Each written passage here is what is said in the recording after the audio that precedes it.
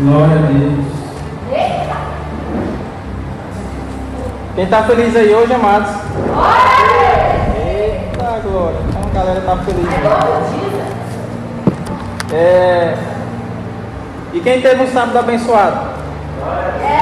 Vixe, só foi alguns. Vou perguntar de novo. Quem foi que teve um sábado abençoado? Glória a Deus. Amados, só de você estar aqui hoje, o seu sábado já foi totalmente abençoado, amém? Vamos abrir nossa Bíblia lá em Atos.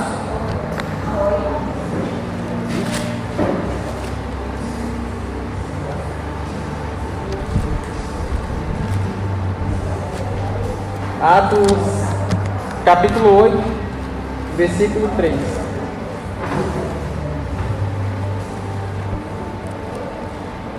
Capítulo 8, versículo 3. O tema da palavra nessa noite, amados, é sendo renovado, sendo transformado pela palavra. Diz assim: e Saulo assolava a igreja, entrando pelas casas e arrastando homens e mulheres, os encerrava na prisão. Amém? Amados, se a gente for dar uma olhada na história de Saulo, que depois se tornou Paulo, ele era o maior perseguidor de cristãos que havia naquela época. E a gente pode ver também que ele foi o homem que mais foi transformado pela palavra, foi ele. Porque ele perseguia cristãos, amados. Perseguia, lançava na prisão. Os que ele conseguia matar, criou por ali mesmo, pelo meio do caminho, ele já mandava a pessoa para a terra lá dos pés juntos. E a história relata também, amados, que Saulo, ele depois, muito tempo depois, ele passou de Saulo para Paulo. Ele passou de perseguidor de cristãos a ser perseguido. Você já pensou numa coisa dessa? Uma pessoa que perseguia cristãos, depois ele passar a ser perseguido? Quão grande foi a transformação na vida desse rapaz? Trazendo para o dia de hoje. Hoje em dia a igreja também é perseguida, sim ou não? Graças a Deus aqui, na nossa cidade, a gente não é perseguido. Mas tem países aí para fora, amados, que a igreja é perseguida. Tem países aí para fora que não aceitam a Bíblia, que não aceitam a palavra de Deus ser pregada, que tem lugar aí para fora que criou o exército, né, deles. Aqui o nosso é diferente. Se você tiver uma Bíblia na sua casa, ele entra na sua casa e vê aquela Bíblia em cima da sua estante, automaticamente você já é morto. A não ser que você negue a Jesus. Eles dão duas opções. Isso é lá no país islâmico, que existe o Alcorão, que é a Bíblia deles, que é a palavra deles. Lá, amado, se você não servir o Deus deles, você é morto. E quando eles pegam você, eles te dão duas opções. Eles te dão duas opções. Ele fala, ou você serve o nosso Deus, ou você serve o seu Deus. Se você negar Jesus agora, a gente te dá a chance de viver. A gente te dá a chance de você sair daqui, de você ir embora para sua casa e seguir a sua vida normal. Você já parou para pensar, amados? Se você é cristão mesmo de verdade, eu já parei para pensar isso. Se você teria coragem de morrer por Cristo, imagine só. Chega o exército aí na porta da igreja e fala assim: ei, a gente vai matar todo mundo que está aqui dentro dessa igreja, a não ser que vocês neguem a Jesus. Quem negar a Jesus pode sair por essa porta livre, mas o que não negar a Jesus vai ficar aqui dentro e vai morrer juntamente com os outros. E aí, amados, você já parou para pensar?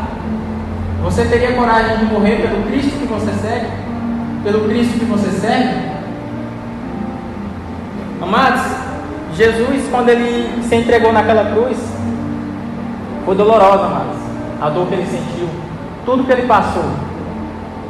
E em momento algum na história, na Bíblia, a gente vê ele reclamando da dor que ele estava passando. Jesus, quando ele foi no Getsemane orar, a Bíblia conta que ele suou o sangue, amados. Você imagina a pessoa está com tanto medo de morrer, que chega a suar sangue. Assim foi Jesus, quando ele foi orar no Getsemane. Ele orou e pediu para Deus: Pai, se for da tua vontade, afasta esse cálice de mim. Mas pense, porém, se for da tua vontade.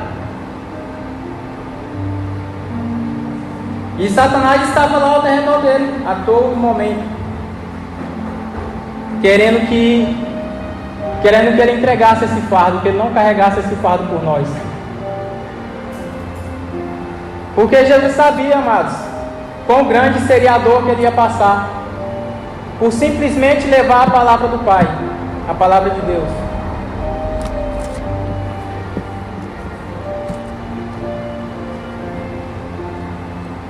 E deixa eu te falar uma coisinha, ele não desistiu não, amados. Ele orou a Deus,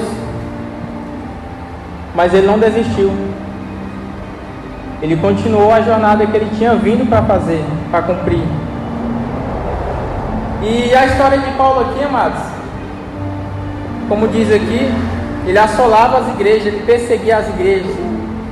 Ele tinha prazer em pegar um cristão no meio da rua e levar preso. Ele tinha prazer em entrar dentro de uma igreja cheia e levar todo mundo preso, ou até matar alguém que estava ali dentro. Ele tinha prazer nisso. Mas durante a caminhada dele, a Bíblia conta que chegou um determinado momento que ele estava indo para outra cidade, a perseguição de cristãos também, e uma voz falou com ele. Uma voz falou: Saulo, Saulo, por que me persegues? O que foi que eu te fiz? O que foi que a minha igreja te fez para tu perseguir eles? E Jesus que estava falando com ele. E logo aconteceu que Saulo ficou cego. Saulo ficou cego, veio uma grande escuridão e Saulo não enxergou mais nada durante 3 dias. Durante 3 dias, Saulo, desesperado, porque imagina só, pensa na sua cabeça aí, você, a vida todinha você enxerga, desde que nasceu, você vê tudo, e de repente você um dia fica cego, não enxerga nada. Aconteceu uma coisa comigo engraçada, amados. Uma noite, eu estava deitado, né? Tinha deitado para dormir.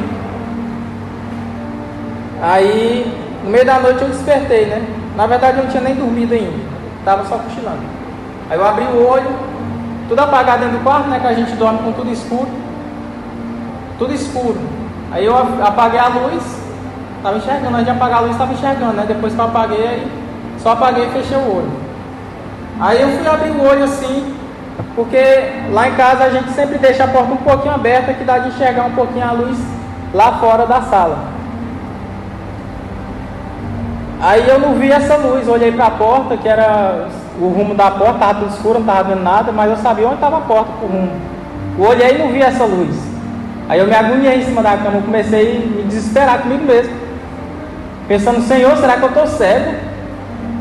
Sério, eu pensei: Senhor, será que eu fiquei cego? Eu me desesperei naquele momento ali, amados, achando que eu tinha ficado cego. Do nada. Deitei enxergando e do nada eu fiquei cego, eu me desesperei. Aí eu saí em cima da cama, catando, andando assim, caçando alguma coisa. Aí achei o celular lá pelo canto. Eu pensei na minha cabeça: não, eu vou até o celular, vou tentar acender a luz dele, e se eu enxergar o celular, eu não estou cego, né? Mas se eu não enxergar, aí já é um problema. Eu já comecei a pensar no outro dia, amado. Já comecei a pensar futuro. Já comecei a pensar: Senhor, se eu ficar cego amanhã, como é que eu vou para o meu serviço? Como é que eu vou estar andando para os lugares, Senhor? Eu cego, e agora? E agora, Deus, o que eu vou fazer cego? Tem tanto lugar que eu vou. O que eu vou fazer?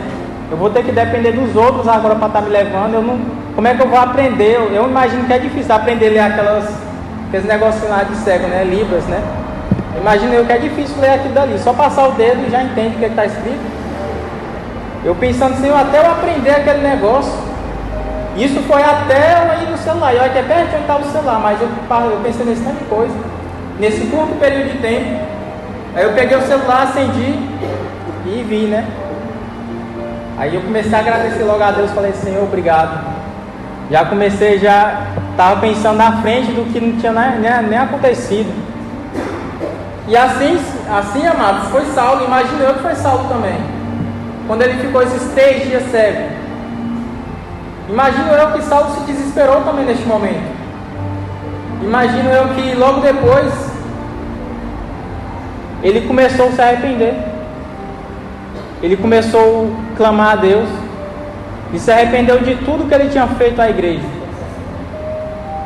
Creio eu que ele falou com Deus e falou: Senhor, se eu voltar a enxergar, eu nunca mais vou perseguir a tua igreja. Senhor, se eu voltar a enxergar, eu vou falar do amor do teu filho para essas pessoas. E foi isso que aconteceu com Saulo, amados. Saulo, 3 dias depois, Deus falou com um rapaz que no momento agora eu me esqueci o nome dele, e mandou esse rapaz ir lá até Saulo para devolver a visão a ele. E Saulo retomou sua visão, voltou a enxergar. E lá no mesmo livro, no capítulo 9, no versículo 20, diz assim: e logo nas sinagogas pregava Jesus que este era o Filho de Deus. Quem, amados, que estava pregando aqui? Quem era o rapaz que estava pregando aqui? Saulo, o mesmo que perseguia a igreja, que estava destruindo a igreja de Deus, que estava prendendo, que estava matando. Passou de perseguidor a ser perseguido, passou de perseguidor a um cristão, ao que era perseguido. Passou a falar de Jesus para aquelas pessoas. Assim como eu tenho certeza que foi na promessa que ele fez, quando ele estava lá, cego. Amados, e a história relata que Saulo passou tamanha peleja, amados, ele foi tão perseguido, mas ele não desistiu em momento algum. Em momento nenhum ele desistiu de levar a palavra de Deus. Por todo lugar que ele passava, ele falava de Jesus. Amados, todos começou a conhecer Saulo. Até os que estavam ali com ele quando ele perseguia, se escandalizaram. Quando viram ele pregando, olharam assim e falaram: uai, mas esse aí não era Saulo que perseguia, junto com a gente? Há dias atrás ele estava aqui com a gente, e agora ele já está falando desse Cristo aí que ele tanto odiava. O que foi que aconteceu com esse rapaz? O que foi que aconteceu com esse cara? Aconteceu, amados, que ele foi transformado pela palavra de Deus. A palavra de Deus, amados, quando ela entra em nosso coração, imediatamente tem transformação. A gente pode pensar que a gente chega aqui, ouve uma palavra e vai voltar para casa vazio. Mas a gente nunca volta vazio, amados. Porque Jesus está sempre falando ao nosso coração, sempre que uma palavra é dita, é ministrada, ela fixa em nosso coração e abre a nossa mente. Tem uma palavra que até eu achava que era desse jeito que era dita, mas fui pesquisar depois, eu não acho que não tem não. Ela diz, deixa eu lembrar como é que é.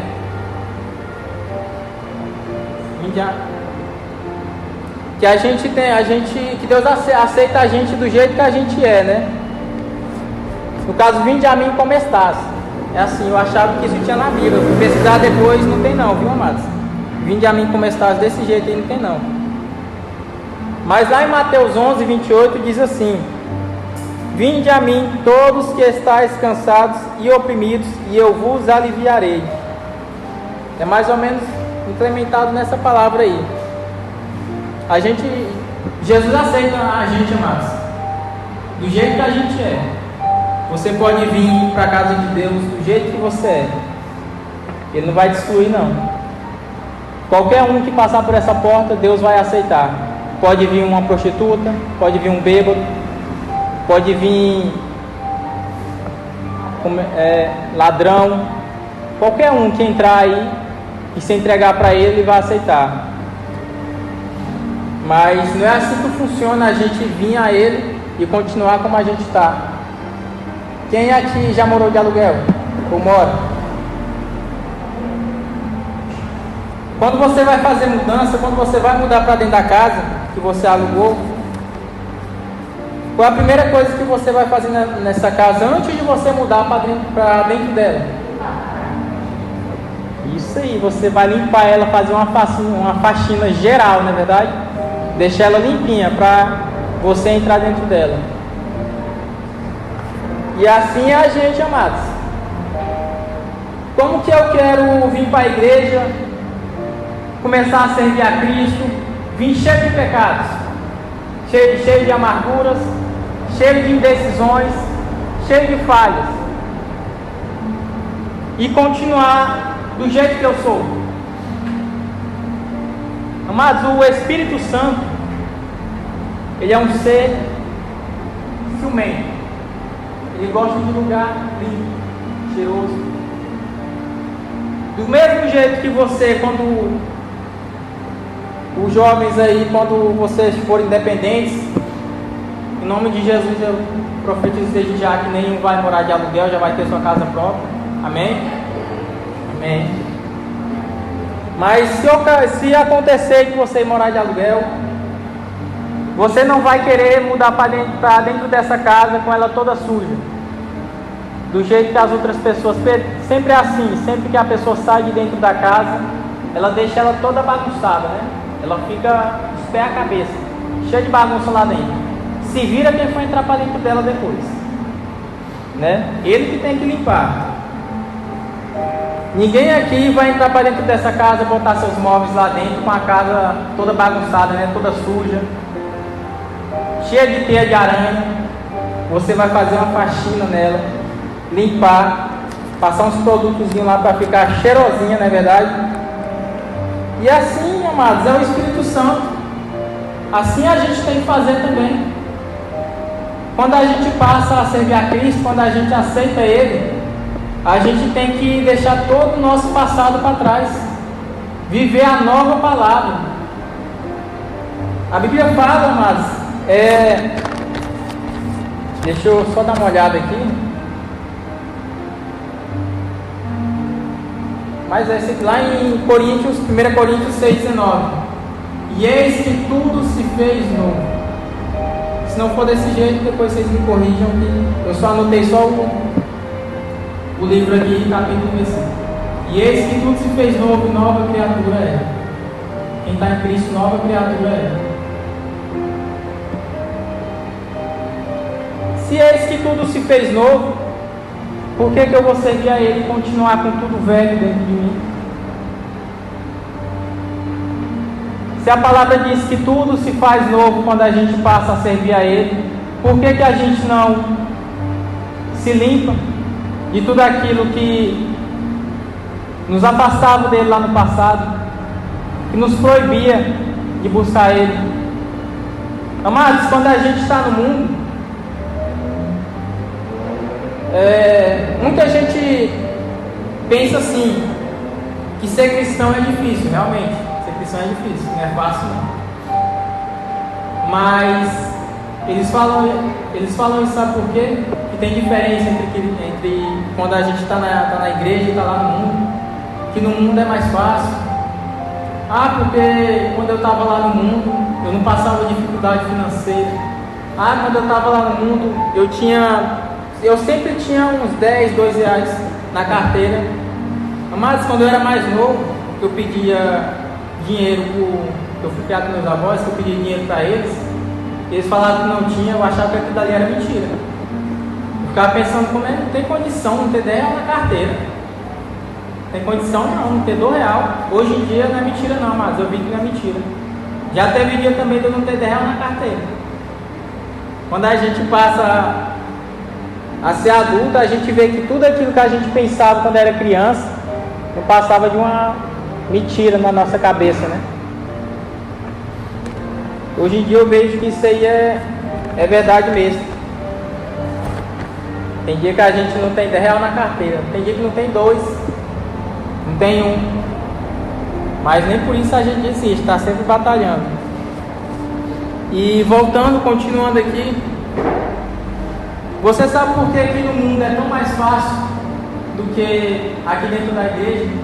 Por que é tão mais fácil ser lá do mundo do que ser cristão? Porque, amados, quando a gente está lá no mundo, Satanás, ele nos priva. Ele nos priva de tudo que está na nossa frente, de toda a dificuldade. Ele nos priva de toda a dificuldade financeira. Ele faz com que você não passe necessidades. Ele faz com que você não veja a dificuldade, com que a dificuldade não chegue a você. Sabe por quê? Porque Ele não quer que você recorra a Deus, amados. Ele não quer que você recorra a Jesus. Porque Ele sabe que quando você passar, eu e você passar por uma dificuldade muito grande, a gente sempre faz isso. A primeira coisa que a gente faz é: Deus, me ajuda, Pai. Por que eu estou passando por tamanha situação? Ele sabe disso e Ele nos priva de tudo isso. Ele faz com que nossa vida seja fácil. Ele não vai colocar nada ruim na sua frente, amados. Ele não vai deixar que você vá para uma festa para você não gostar. Ele vai colocar só coisa boa na sua frente. Porque Ele sabe que um deslize, você vai correr para Jesus. E Ele não quer isso. Ele quer que você continue lá fora, que você fique desviado. E Ele tenta todos os dias, amados. Ele tenta todos os dias contra mim e contra você. Você sabe por que Ele odeia tanto a gente? Satanás, ele odeia eu e você, amados. Ele não ama a gente, não. Ele odeia nós todos. Você sabe por que Ele nos odeia tanto? Quantas vezes Ele errou para ser expulso? Só uma. Quantas vezes eu e você, amados, erramos diariamente? Você já parou para contar quantas vezes você erra, você falha? Muitas vezes, né? E Deus continua a amar a gente, mesmo com as nossas falhas, com nossos erros. Quantas pessoas, amados, não tem aí fora que querem ser maior do que Deus, assim como Ele queria ser? E Deus ainda nos perdoa por isso. Por isso Ele nos odeia tanto, amados, porque Ele não teve essa opção. Ele não teve essa opção. Na verdade, creio que Ele teve, né? Mas Ele não quis. Não quis estar no caminho certo.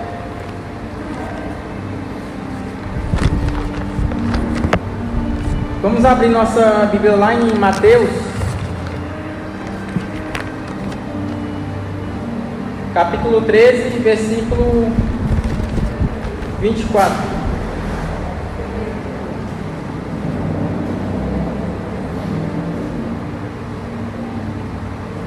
Amados, eu errei aquele versículo que eu falei lá de Coríntios, viu? Nova criatura é 1 Coríntios 5,17, viu? Mateus que mesmo que eu falei, 13,24. Deixa eu ligar aqui aí antes de mim, ó.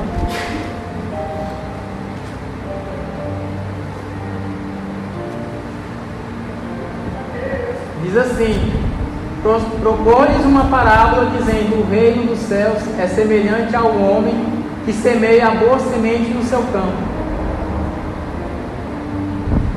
Mas dormindo os homens, veio o seu inimigo e semeou o joio no meio do trigo e retirou-se. E quando a erva cresceu e frutificou, apareceu também o joio. E os servos do pai de família, indo ter com ele, disseram: Senhor, não semeaste tu no teu campo boa semente? Por que tem então joio? E ele lhe disse: um inimigo é quem fez isso. E os servos lhe disseram: queres, pois, que vamos arrancá-lo? Ele, porém, lhe disse: não, para que ao colher o joio, não arranqueis também o trigo com ele.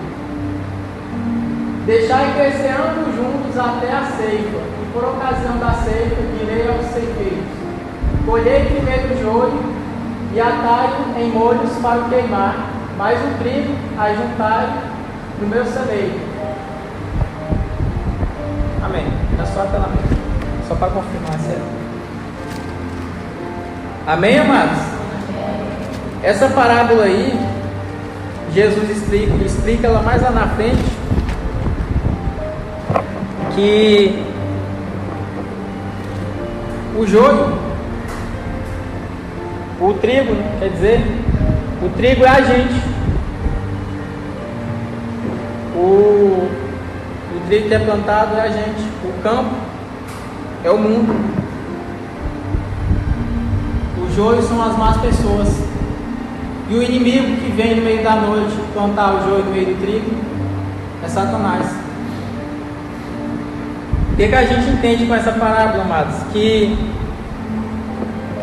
Satanás, no meio do Senhor, ele está implementando pessoas também para o reino dele. Ele está distorcendo a palavra de Deus e fazendo a dele, transformando mentes também para ele. Mas aí mais na frente, quando fala da ceifa, os ceifadores são os anjos do Senhor. E o dia da ceifa, amados, é o grande dia, o dia do juízo, o dia quando Jesus estiver aqui. E quando ele fala do celeiro, o celeiro eu entendo como o reino dos céus. Quando ele fala para ele separar, quando todos estiverem juntos, crescendo, deixar crescer juntos e arrancar só quando estiverem grandes, e separar assim o joio do trigo, e colocar o trigo no celeiro e pegar o joio e queimar.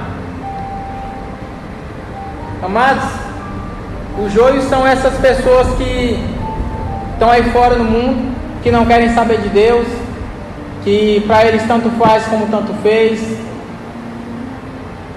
Essas pessoas que levam falsas profecias, falsas palavras.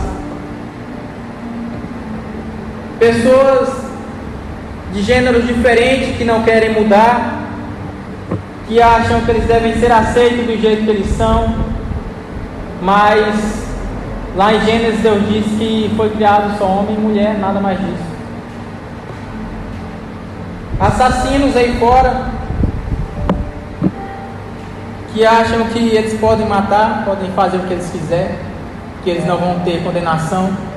Ladrões que acham que eles podem roubar, podem pegar das outras pessoas, que acham que outras pessoas têm muito e não merecem, e eles merecem. Amados, todas essas pessoas, amados, assim como Jesus falou aqui na ceia, que o joio será separado e será queimado, serão todas essas pessoas que ouviram a palavra e não aceitaram a verdade, ouviram a palavra mesmo depois de ouvir, não quiseram deixar Jesus entrar. E todas essas pessoas, amados, eu sinto muito em dizer isso, mas elas serão lançadas no fogo do inferno. O inferno, tenho certeza que não é algo bonito não, amados. Ninguém quer ir para lá, mas infelizmente esse será o lugar de quem não quer aceitar a palavra de Deus, de quem não quer aceitar a verdade. Já que você vai colocar um vídeo ali, tinha mais tópicos para me falar aqui, mas o tempo está correndo e hoje eu não quero passar do tempo. Amém?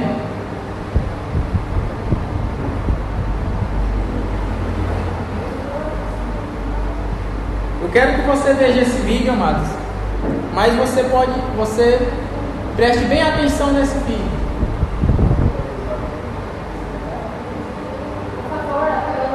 Apaga a luz aqui. Preste bem atenção nesse vídeo. E quando você estiver assistindo ele, reflita em tudo que vai acontecer nele. Reflita em tudo que você vai ver. Tudo isso aí que você vai ver nesse vídeo aí, amado, foi por mim e por você. Antes mesmo da gente estar aqui onde a gente está, antes mesmo de mim e você nascer, Ele fez isso aí por todos nós, sem reclamar, sem murmurar, sem pensar em desistir em momento algum.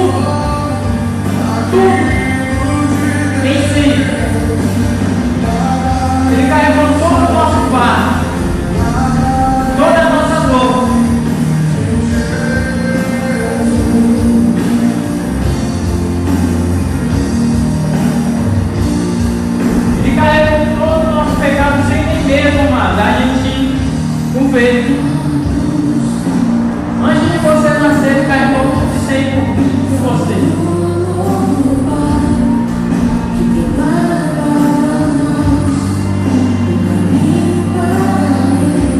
Ele poderia ter desistido, amado. Ele poderia ter ido fazer os filhos, não, ele não ia fazer isso. Mas ele permitiu, ele quis fazer isso, para que a gente fosse comprado a preço de sangue.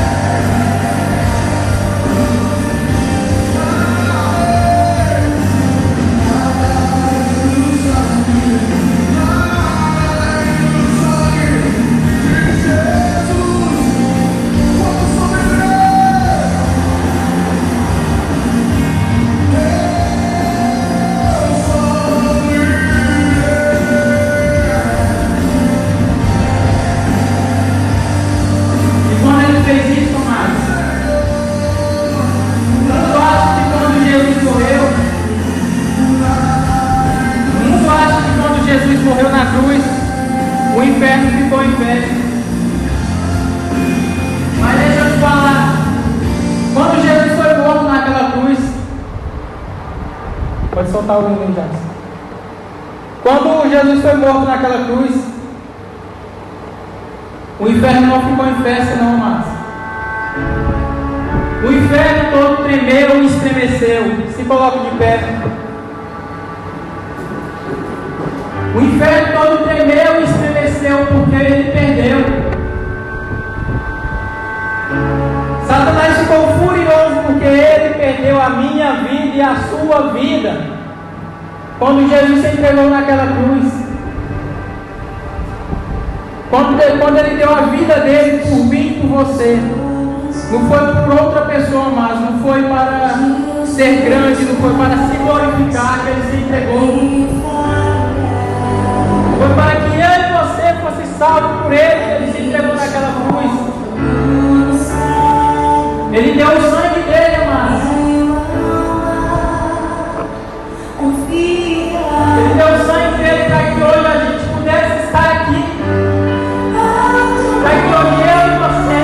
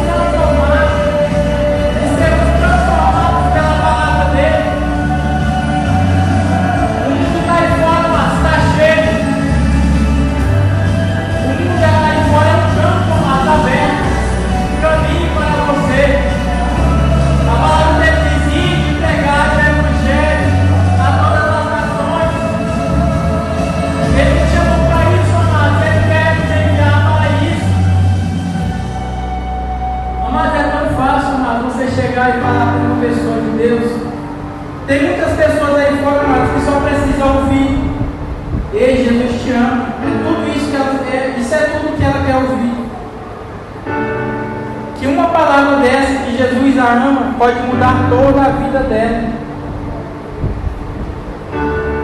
E Jesus morreu naquela cruz para nos dar essa autoridade, amados. E a gente chegar no mundo aí fora, chegar nas pessoas e falar: ei, eu profetizo na tua vida a mudança. Ei, Jesus te ama.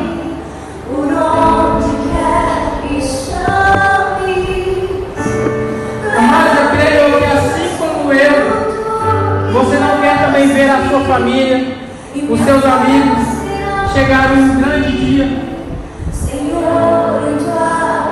e você subir e eles ficarem? Todos nós queremos e acreditamos que Jesus irá voltar, mas todos nós queremos que todos os nossos amigos e familiares estejam lá com a gente no grande dia. E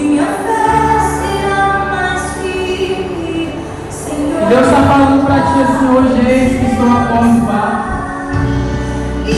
Deus está falando para você: abre o teu coração e deixa entrar. Eu quero mudar a tua vida. Eu quero te fazer de perseguidor a ser perseguido.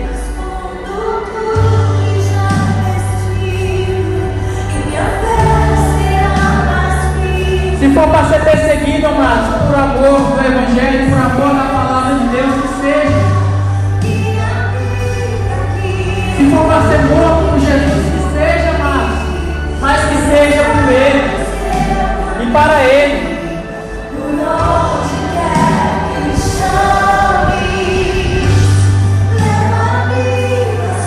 A palavra dele está aqui, amados, disponível para a gente todo dia.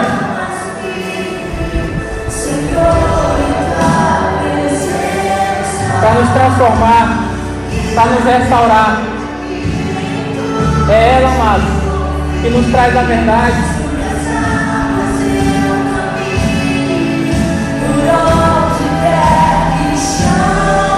Aqui tem tudo o que você necessita. Tudo.